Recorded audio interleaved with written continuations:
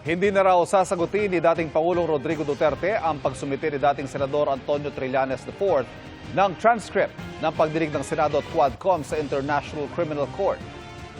Walang ginawa na kung hindi magdaldal. Huwag kayong hindi ko nga sinasagot eh. Kaya hindi ko sasagutin yung buonan.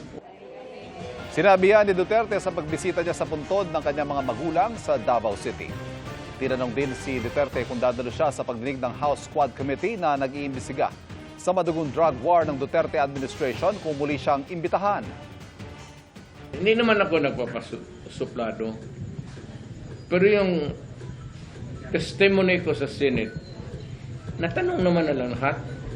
Yun na yung that will be the meat, yung substance ng testimony ko. Depende sa katawan. Hindi man siguro sila maniwala nung unang invitation nila na sabi ko, Bong, sabi mo, I'm not good.